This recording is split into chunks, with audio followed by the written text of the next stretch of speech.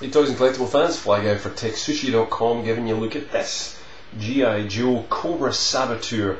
He's from, Cobra Saboteur Firefly. He's from a 7-pack which was called G.I. Joe Resolute. It's been out now, I think, literally for the best part of a year and a half. But it was one I missed, I couldn't find here, and I managed to pick it up while doing my usual weekly shopping on DorksideToys.com, who have a ridiculous amount of G.I. Joes, and I could not resist this guy.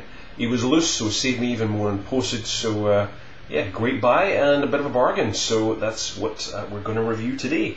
He comes with an incredibly cool rocket launcher, so let's get a look at that first and just give you a quick 360. Lots of detail on it, even though it is predominantly grey.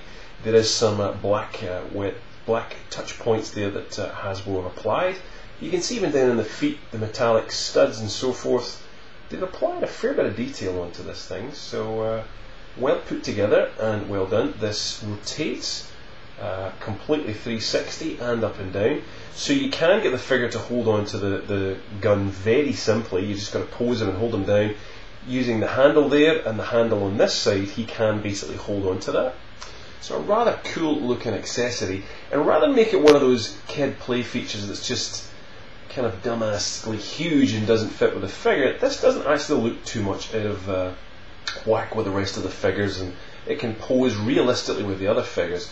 Now, to get the missile to fire, what you can do is you open up the flaps, it's always about the flaps, and you can expose the weapon. Press this button on the side here and you'll see, yep, there you go, one missile comes firing out, and that will fire pretty far. Spring loaded inside, put it back in, press it down, close L flappers, and that's you got one rather cool rocket launcher. So it also rotates on this part of the base too, so really again, lots of details on Joe's, which is just pretty amazing really. They just spend so much time and love Hasbro doing these things, so God bless you, Hasbro. So on to the rest of the figure itself here. It comes with these usual Firefly Cobra Saboteur stand with that and the print on there. Nothing else to really write home about. In fact, when was that? 2010 was that? 2007. Good God, time is flying. Maybe that's when the base was, but I thought these figures were 2010. I might be wrong. Anyway, this is Firefly in another guy's form. It's a bit of a rebuild from previous versions. Let me just show you that in extreme close-up. So really good paintwork on him. Cobra patch on his chest. Lots of cool silver additions, which always to me really makes the figure. And again, I love that when they apply that to some of the weapons, because I don't quite know why the Renegades got blue and pink weapons and stuff of all sorts of weird colours, but this is G.I. Joe, so it should be a little bit cooler in terms of looking more military. Great looking backpack. Looks great, but in terms of the layout of it, it's not my favourite, it has to be said. But still quite cool nonetheless. I'll show you some other features on that. Lots of nice touches. Silver and black, there's the phone or the walkie-talkie and a few other bits and pieces stuck on that backpack. In fact, I may as well show you over here. Prise this apart, this bottom part down here, and you'll get inside. How cool is that? Little ratchet sets and pliers and all sorts of things. Great little hidden feature there. Almost didn't realise that was there. And that just plugs straight back in. The backpack is removable, plugs into a hole on his back, and that's it. In terms of the weapons, he's got a rather cool little bladed knife, which also fits really snugly into a working sheath on the back. Nice touch, Hasbro, I have to say. Really cool on the figure for having that. In fact, just for that, I'm going to put it in there just to show you how cool that is. Awesome. Way to go, Hasbro. Really nice little addition there. Lots of detail on him in terms of the shoulder pads, you'll see, the studs, the metallic bits and pieces.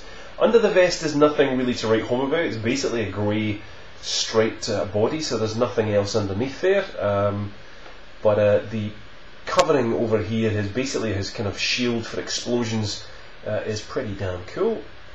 You can remove it if you want to.